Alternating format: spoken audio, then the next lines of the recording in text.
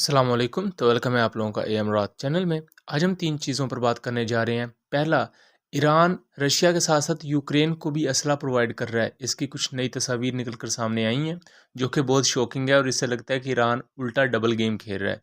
उसके अलावा TFX aircraft के लिए एक बुरी खबर है, उसका जो फर्स्ट प्रोटोटाइप आना था वो डिले हो चुका है। तीसरी अगर हम बात कर लें तो अफ़गान तालिबान और ईरानियन बॉर्डर गार्ड या ईरानियन फोर्सेस के दरमियान झड़पें रिपोर्ट हुई हैं, जो कि बहुत ज़्यादा अलार्मिंग बात है। ये पाकिस्तान को भी इनडायरेक्टली हिट कर सकती हैं। इस पर बात करते हैं, लेकिन वीडियो में आगे बढ़ने से पहले आप चैनल को सब्सक्राइब कर लें, हमारी वीडियोस को शेयर कीजिएगा। रिसेंटली जो इस वक्त यूक्रेन रशिया के दरमियान जो मेन फ्रंट लाइन्स बनी हुई है वो बखमूत का एरिया है। बखमूत वो एरिया है जो खैरसन और मुख्तलिफ रीजन्स को आपस में जोड़ता है। यहाँ ऐसी मुख्तलिफ सड़कें या ट्रांसपोर्टिंग पॉइंट्स मौजूद हैं जो कि स्ट्रेटजिकली बहुत अहमियत के हामिल है और लॉजिस्टिकली फ़ौजों को बहुत ज़्यादा हेल्प करते हैं। यहाँ बहुत ज़्यादा घुमसान की जंग लड़ी जा रही है रशियन और यूक्रेनियन फोर्सेस में।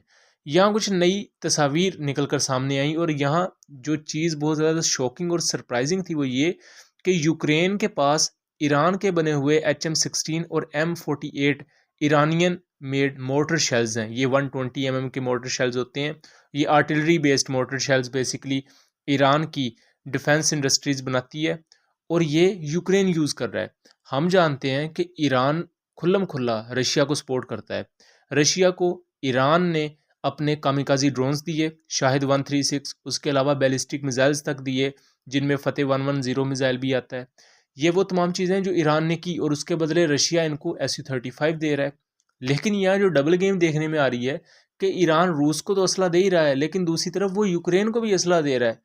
सिंपली यहाँ मैं ये बात समझाना चाहता हूँ कि जैसे बहुत से लोग ये क्रिटिसिज्म करते हैं, जी पाकिस्तान ने रूस को असला नहीं दिया, यूक्रेन को क्यों असला दिया, हम रूस से तेल क्यों ले रहे हैं, फलां चीज़ क्यों ले रहे हैं।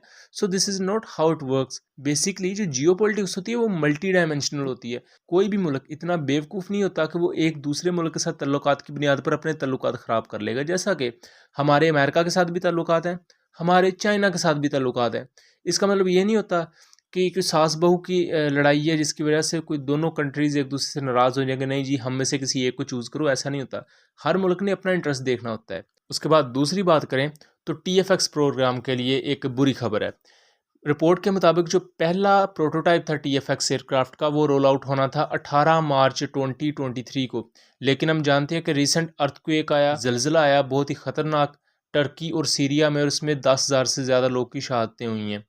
उस वजह से इंफ्रास्ट्रक्चर वहाँ बहुत ज़्यादा हिट हुआ है।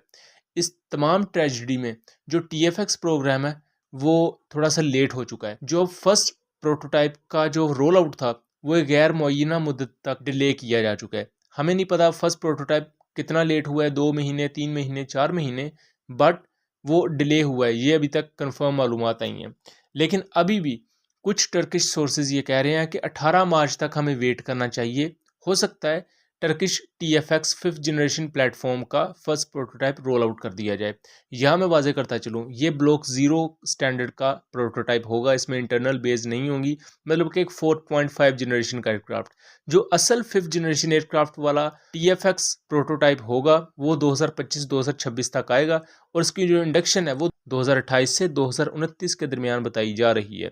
सो ओवरऑल एक बहुत ही कम्प्रीहेंसिव प्रोजेक्ट है और ये टर्की की तरफ से एक ओपन प्रोजेक्ट है। ये टर्की ने ऐसा नहीं कहा कि हम ही अकेले बनाएंगे, टर्की ने विलिंगली ये कहा है अगर दूसरे कंट्रीज हमारे साथ शामिल होना चाहते हैं इस प्रोजेक्ट में तो वो भी आ सकते हैं।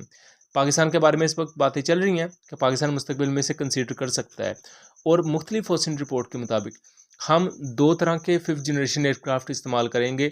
एक टर्किश साइड पर हो सकता है जिसके साथ हम कोलैब कर लें, या हम चाइना के साथ कोलैबोरेट करके 2 इस तरह के फाइटर एयरक्राफ्ट अपनी कंट्री में यूज़ करेंगे 5th जनरेशन के आने वाले वक्त में। 2030-35 की मैं टाइमलाइन की बात कर रहा हूँ। तीसरी अपडेट की बात कर लें, रिपोर्टेडली 5 फरवरी को ईरानियन बॉर्डर गार्ड्स और अफ़गान तालिबान में बहुत ज़्यादा झड़पें रिपोर्ट हुई हैं निमरोज़ प्रोविंस में। निमरोज़ ये एरिया है, सूबा है अफ़गानिस्तान का, और बेसिकली ये वो एरिया है जहाँ अफ़गानिस्तान और ईरान की सरहदें मिलती हैं। इससे पहले मैं बताता चलूँ 2022 में 3 दफ़ा बड़े स्टैंड ऑफ हो चुके हैं ईरान और अफ़गानिस्तान के दरमियान, और उस दौरान मैं बताता चलूँ कि ईरान अपने T-72 टैंक्स अफ़गान बॉर्डर के नज़दीक ले आया था। बहुत ज़्यादा टेंस सूरत हाल थी। इस दौरान ख़ित्ते के मुख्तलिफ़ कंट्रीज़ में, जिसमें चाइना, पाकिस्तान आता है, इन्होंने इंटरवीन किया था। दोनों कंट्रीज़ एक दूसरे के साथ दोबारा वापस पैचअप हो गया था। लेकिन अब दोबारा ये एक इंसिडेंट हुआ है। इसमें इंफ्रास्ट्रक्चर का नुकसान हुआ है, घरों वगैरह को, जो आम सिविलियन वहाँ रहते थे उनको नुकसान पहुँचा है, उनके घरों को। यहाँ क्वेश्चन ये है कि अफ़गान तालिबान, वहाँ एक जैश-उल-अदल नाम की तंज़ीम है, जो ईरान के सीस्तान के एरिया में बहुत ज़्यादा एक्टिव होती है ईरान के ख़िलाफ़। उनके पास M16 राइफ़ल उन्हें ये तालिबान प्रोवाइड करते हैं। सवाल यहाँ ये सबसे बड़ा पैदा होता है, अफ़गान तालिबान से पाकिस्तान तंग है, ईरान तंग है, ताजिकिस्तान जैसे मुल्क तंग है। हालाँकि हम जानते हैं कि ये वस्ती एशिया मुल्क है, इनकी तो दुश्मनी कोई नहीं किसी के साथ, ये भी तंग आए हुए हैं अफ़गान तालिबान की वजह से।